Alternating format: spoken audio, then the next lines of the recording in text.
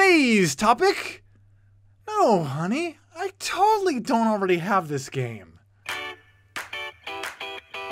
Welcome to TABLEscraps, short discussions about board, card, and tabletop gaming, submitted by the viewing audience and discussed with the viewing audience.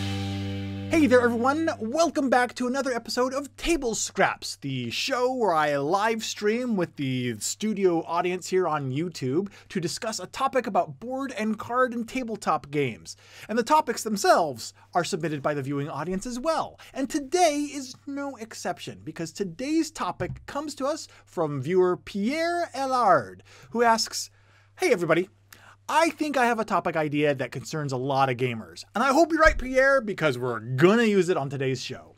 He continues, "Would you keep two mechanically very similar games just because you like both themes? You know, maybe you think that you already have too many dudes on a map games, but this Cry Havoc game seems really awesome. If you hesitate between Xayah and Merchants and Marauders, and you think that Xayah might be a superior game, but you prefer Pirates, or you can't get enough deck builders, so you just buy them all. What do you guys think?" Well, I'm glad you asked that, Pierre, because we're about to let you know what we think. Would I keep two games that are basically mechanically very similar if I liked the different themes? Well, I think the best answer to that is to give you a practical example, because I brought a couple games here with me today. I went out and I got a copy of this game, Divinity Derby, which is all mechanically a lot like Camel Up to me. And I went out and I got this game after I gave away my copy of Camel Up to a friend who was using it as a gateway game to introduce their in-laws to board gaming. But it left me without a, camel-based racing game. So then I came across Divinity Derby, which has kind of different mechanisms, but the similar idea. You have things racing around and you're trying to place bets on which ones, and you're trying to slip up your opponents and everything. Then, eventually, Camel Up came back into print. But now, by this time, I had a racing game already. I had a crafty, loopy, strange racing game. So when Camel Up came back into print, I, of course, went and I bought a new copy of it. When actually, I got my new copy just like 4 days ago. I haven't got out of the shrink yet. It's that new. But I made a decision that even though I now had a replacement wacky racing game, I still went out and got good old Camel Up, because it's a great racing game, a great introduction. And so even though the two games mechanically are very similar, even though Divinity Derby is printed sideways apparently, even though the two games are mechanically very similar, I felt that there was definitely space in my collection for both of them. What there's not space for is space on my desk next to my mouse, so I'm going to have to move these two games. So right there's my answer. Very practical, straightforward. Yeah, I think that definitely there is rooms and collections for two games that are mechanically similar with different themes and some slight different mechanics, even if it's the same general idea. Now, would I go out and do this with every type of mechanism and every type of game? Probably not. I think it varies from person to person, and that's okay. I myself don't play a ton of really heavy Euros. So if I got one or two of those in my collection, that's probably going to be enough to satiate me personally. I'm not going to want to get every single worker placement game in the world. And if I did get a third one, I would probably consider perhaps getting rid of one of the others if the themes and the feel of them were different. So it probably also varies genre by genre of game as well. So again, that's just one gentleman's opinion. Fortunately, we have a live studio audience here with us to share their opinions as well, so let's go and see what the other people in the live chat have to say about this topic as well. Let's start off today's antics with a comment by Christian Kelborg, who's going to say that I have all three Realms games, Hero Realms, Star Realms, and Cthulhu Realms, but they feel very different even though it's the same mechanics. Oh, you know what? The Realms line, excellent example on that. And what's neat about that is these games, they are not just carbon copies of the same game. Each one does kind of introduce different mechanisms and kind of go in a little different direction, which is really cool to see, and I think really makes them stand as independent games. It's not like Love Letter reskins, where you have all these different reskinnings of Love Letter that may introduce one little new concept or something, but I feel are still just a reskin of the same bloody game. Let's continue on to Toyota Wolf, who says, I have several games that are similar mechanically, but are different themes. For example, the Legendary Encounters series. I love them all though, and also I'm going to reread that. I love them all though. Also, I have many deck builders. I would postulate that the Legendary line may actually be a little bit closer to the Love Letter reskinning side of things than the Star Realms, each game can operate kind of independently line of things. The Encounters version of Legendary definitely does really spice things up. The Alien ones and the Predator ones, where they are known as the Encounters, where they change a lot of the mechanisms, the way the enemies are introduced, and the way that you have missions, and the way that you battle the enemies and surprises happen. That definitely does change from the base Legendary Marvel game and the other ones that are just basic. But I think among those two subgroups, I think there's a lot more similarities in those a la Love Letter than the Star Realms. But what do you guys think? But let's continue on to Meeple Critic next, who says, I am much more cautious of having duplicate themes than I am mechanisms. I feel that repeat mechanisms are okay if the theme sets it apart. For me, theme is the most distinguishing aspect of games. Ooh, I think you're right. It pains me to say it, but I may not have been as 100% accurate as I thought I originally was before I read the words that you typed up. It's like music, isn't it? You can have all these different genres of musics, or all themes of music, if you were to apply a board game analogy to it. But you're still playing that same finite set of notes. You're just playing them in different ways and different methods with different instruments. So the notes could kind of be seen as the mechanisms, and the rhythm, the tempo, the instruments, everything else could be seen as the theme, what you do with those notes. We could kind of draw an analogy, in that way between board games and music, in that you can start with a few simple core sets of rules in gaming's case, literally, and build off of those with all these different themes. And yeah, I think there's more room for repeat mechanisms than there are for repeat themes, because the themes make them so distinguished. Let's continue on now with a comment from Kabuki Kid, who is going to join us to say, I definitely have friends that have multiple versions of Love Letter. At least they all seem to have some differences in how they play, even if it is just very minor. I've already touched on Love Letter, so you know my opinion. You perhaps don't need all of the versions of it in your collection, because the overlap just might be like playing the same game. Correct me if I am wrong, oh chat. In the meantime, Kabuki continues, I can see how some people would avoid one version over another because they don't like the theme. Toyota Wolf continues our conversation by saying, I also just realized I have several versions of Pandemic, i.e. Reign of Cthulhu and Rising Tides and Pandemic. Whew, boy. With all of its expansions and stuff, I thought at first that Pandemic would go towards the Love Letter version of the scale. But man, the stuff that they've been doing with Pandemic recently, the Pandemic Iberia, I believe it was, and the Cthulhu one, and of course, Pandemic Legacy, they are so similar in mechanisms and theme. So I'm wondering, do you guys feel that they have put enough twists on the Pandemic line, or is the Pandemic line starting to just get stale? I personally wonder how long the Pandemic line can continue before it starts its luster begins to fade. But every time I think its time has come, I realize that Monopoly is still out there pooping out new versions of Monopoly. Now we have gold tokens. Now we have electronic banking. Now we have Cheaters Monopoly, because we're completely bankrupt of ideas. So what do you think? Do you think that Pandemic has a lot of life left in it? Or do you think, since it is one of the more newer, modern hobby board games, that it's actually not going to have the same type of longevity that old school games like Monopoly may? Let me know what you thinks about that. Our next comment comes from Eric, who says, I have both Pandemic and Defenders of the Realm. I play them with different people.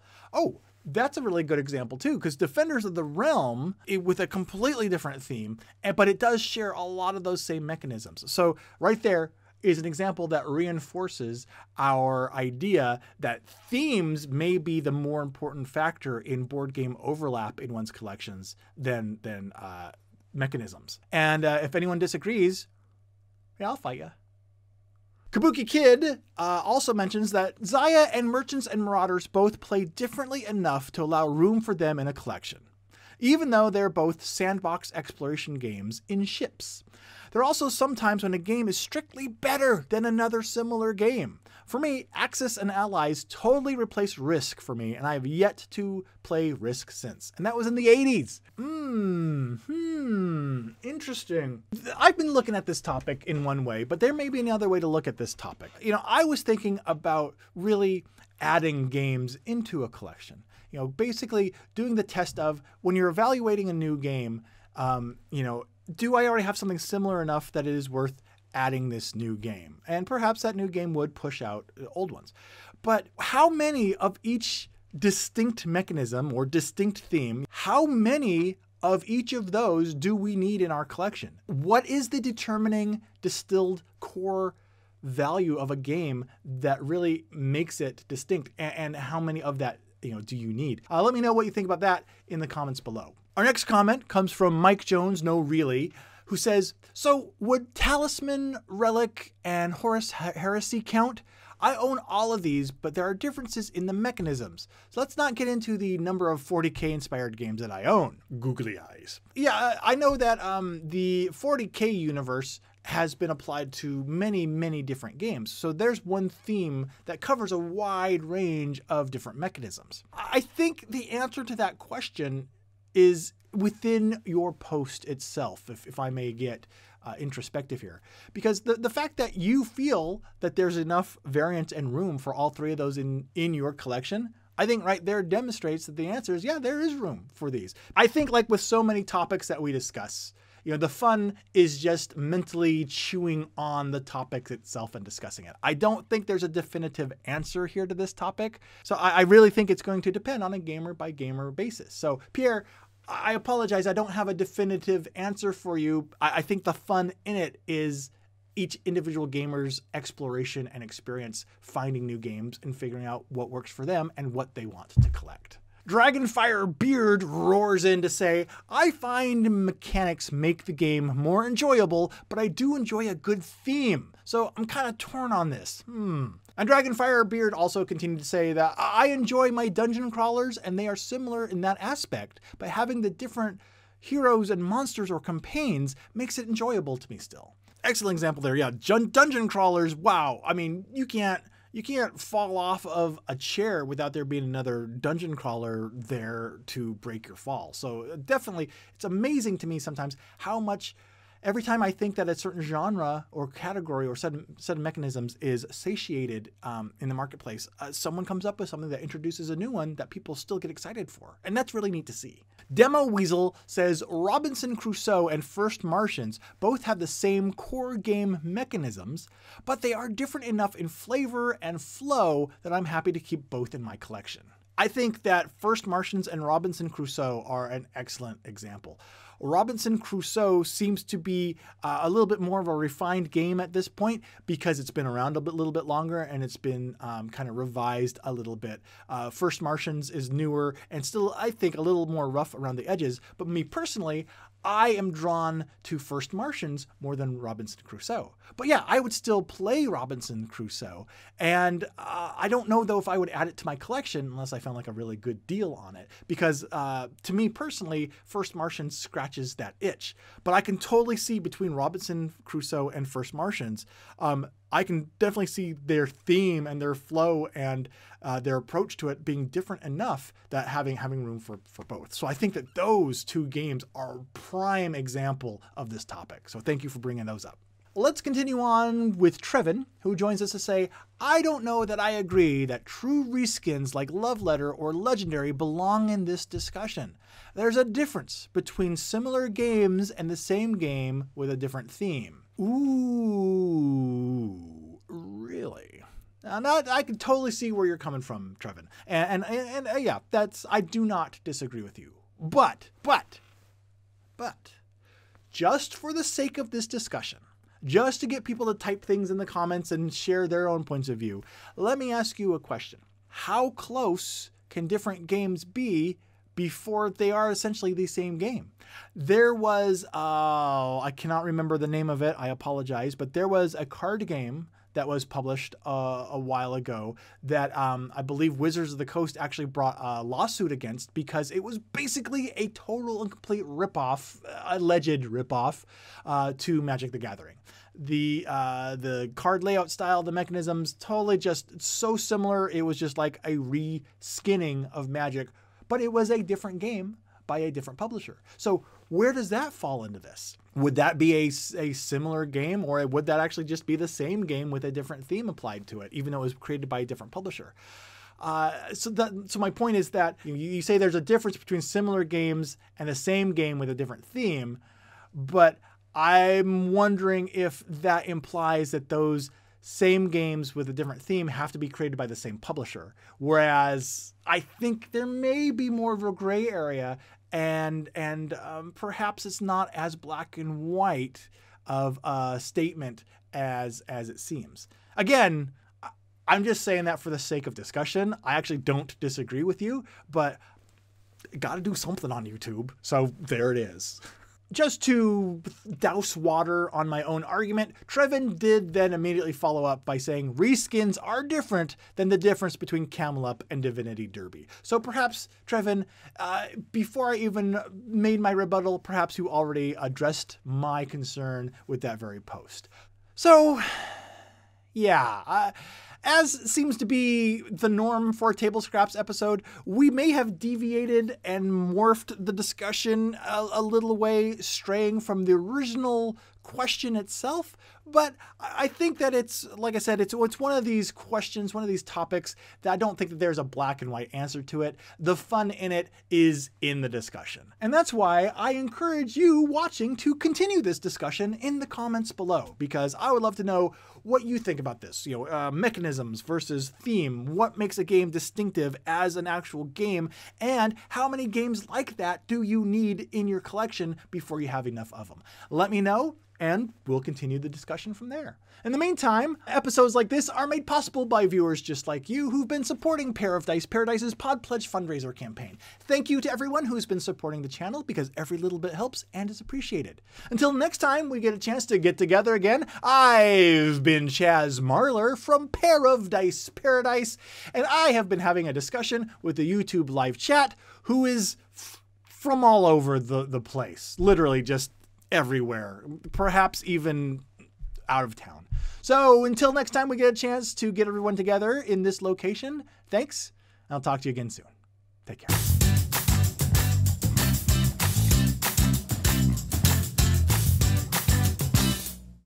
Go ahead and start typing your comments there, and I am going to take a minute or so to tell you what I think about this. What was the question? And that's why I do something on YouTube when I talk to you. Each game can operate kind of independently line of things. And now I have a tickle on my face. Excuse me? It's no good to do a live chat if it feels like I have a bug on my face. My apologies for being gross. And for forgetting what I was going to say next.